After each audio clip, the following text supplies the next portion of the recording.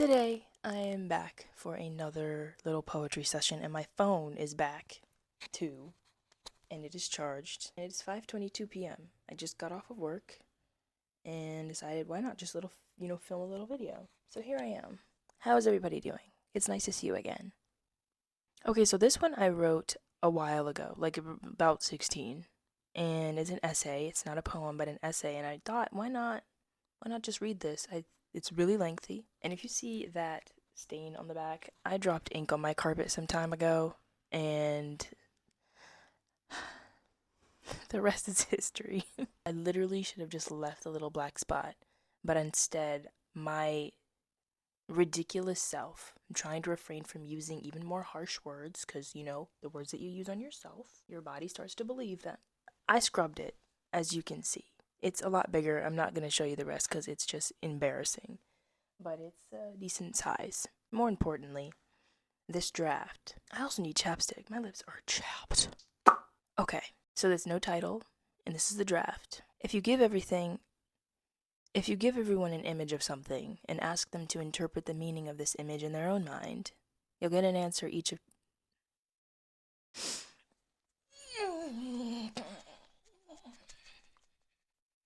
Come on, no!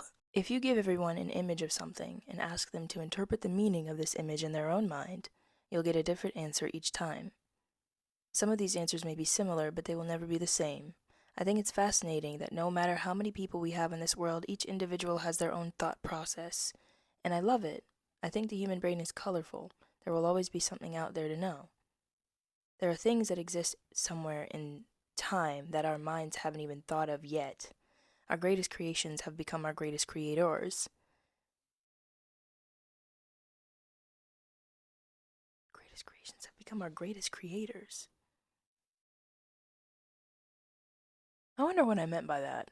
I don't know, I'm having a hard time grasping what I meant by that. We don't know a lot now, and we never will, because our own minds continue to imagine the wildest things that may become a reality in the future. So there will always be something to search for, and that brings me to the conclusion that life is a voyage, and it starts with our minds. Okay, I'm sorry, I was literally going to be so self-critical in that moment. Then comes the experiences that we have yet to face, all the people we have yet to meet, lessons we have yet to learn. All of this to me is colorful, because it's diverse and it allows our minds to expand to even greater infinites. I said infinities. Anyways, beyond our own wildest imaginations, and though we may not know it yet, they are there waiting for us to unlock them within the deepest parts of ourselves. But we'll never reach that potential if we shield ourselves from color. This brings me to black and white. A life of black and white is a life without change. And the only difference it would make is gray, which is even less changeable. I think of gray as, well, the gray area of life. If we choose to live a stuck life between black and white, then we'd end up in the gray forever. We'd be stuck there, living the same experiences in a loop. Even in black and white, I feel we'd always be at odds with one another, picking and choosing which side is more X, Y, and Z. I'd rather live a life without eyes than live a life within gray. Either way, I'm not seeing anything. I'm not learning anything. I'm stuck, never tapping into my deepest consciousness, never unlocking my future unknown creations. I'm just stagnant and monotone, and it's boring there. I want to see color. I want to look through a mirror at my eyes and learn what they behold. I want to know what goes on behind the other many eyes in this world. I want to see the grass and the green trees and learn why they soak up the golden sun. I want to see the blue sky and know why it is blue. I want to know who or what created this universe, and if the universe is a place, or if it just is. What color are each of the galaxies, and why can't we see them? I want to know everything, but everything comes with the price of first knowing nothing, of then realizing that we must open our eyes to see. Okay, young me. I mean, there was a lot in there. I mean, all of it made sense. All of it made sense to me. I'm just obviously very critical of myself, and I'm like, okay, I want to write that a little bit differently. But we're going to leave it as is.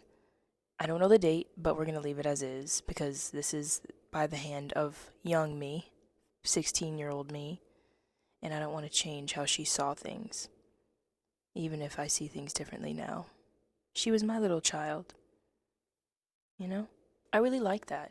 I really like that reflection of how there's so many lives in this world, and we're not the only ones here. I don't really have much to say about this though, because then I went on into the galaxy, colors everywhere. But the point was allowing oneself to be changed by everything that's around them, whether that be positive or negative. I mean, the choice is up to the person. I would prefer to let myself be changed by good things. And if I am changed by quite negative things, then it'll be a change that I take charge of, that I command, so it doesn't turn me into someone unrecognizable to myself. I just read something recently about ego and how it's not ego that's bad, it's what you do with it. And that's very true. Everything is, I mean, there's plenty of good and bad things in this world, but it's what you do with them that matter. Moving on. Maybe this one. I haven't read it, I just saw the title and I saw like the word slim, which I don't know why that prompted me to want to read this, but here goes. It's called We Won't Always Know Us. You told me to accept you as you are, but I know you today. The chances of knowing you tomorrow are slim. Don't take for granted for anyone who is what? Someone you love may make it difficult. We all heard that. We all did. I don't know if I can read this the same again. I don't even know if I want to finish this now. It's not even that good anyway, so I'll move on. Yo, yo, yo.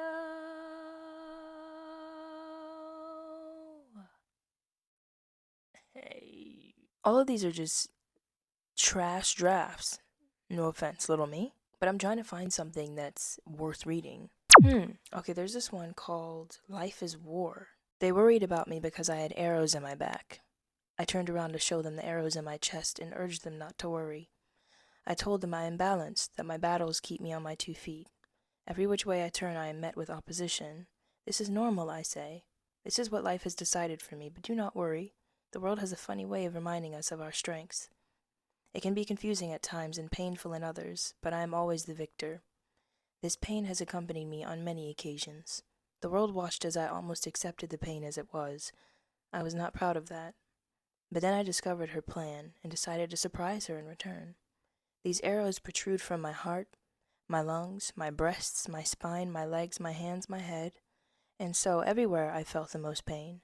I decorated the shaft with my blood and became powerful by my own design. From what you see, I may seem in a lot of pain, but I shall smile upon you as if every inch of it was bled out of me and left behind in the dirt and grime of the world's frame. I'll say this again for you. I am always the victor, and you shall be too. Okay, little me. That was a good one. I quite like that one.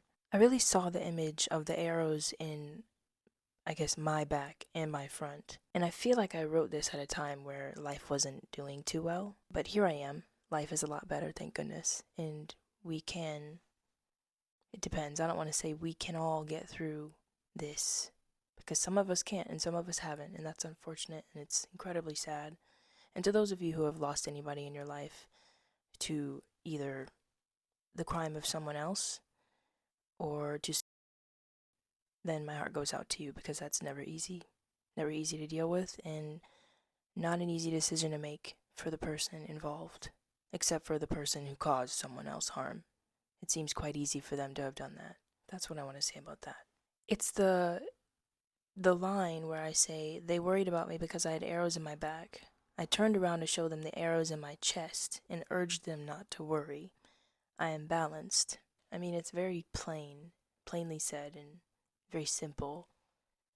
But imagine, like, I was really imagining somebody who has just been beat down on both sides, and how if you choose to remain in this world knowing that you've been beat down on both sides and constantly carrying that weight with you, I feel like they are the people with the most rage, but there's 2 types of the bearer of that rage. And there's the one who allows it to become them, and then there's the one who uses their own pain to heal others. And that's so interesting. I've met so many people like that in my life who have just been through hell and are truly the kindest people. And then I've met plenty who the hell was in their eyes. and you could see it and you could feel it as soon as you approach them, and you could hear it in the way that they spoke, and you can see it in the way that they carried themselves. And that's just, that line really just made me think about that. It's very interesting. That's why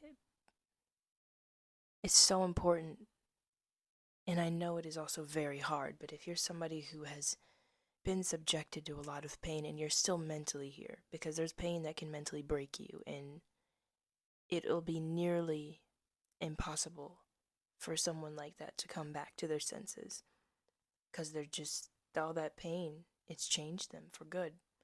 But there's those of us who know that we can make it, know that we can chart a path forward still with enough sanity in our mind to not cause that same harm upon others. And it's so important that we do that, because once you plant that seed, it's going to grow. Any seed grows. It doesn't matter what it is, goodness, negativity, a real seed, an apple tree, or poison. It grows and it spreads throughout the body. So just, it's very, very necessary that we intentionally redirect the pain that we received ourselves. This is something that I am also still learning constantly. I mean, I'm only 22. There's plenty of mistakes that I have made and will continue to make, but it's to try, constantly trying to not do that. Just be a trying human, That's enough, I think. We're all just trying at the end of the day, in a good way. I'm not going to be negative about that. That's a good thing. I think I'm going to stop it there. The next video, I'm going to be doing a poem that I recently wrote, either one that I literally wrote in one of my notebooks, or one that is in some of my recent phone notes. Just want to reach into the future a little, into the present. Let me know your thoughts, and I will see you later. That's that. Goodbye.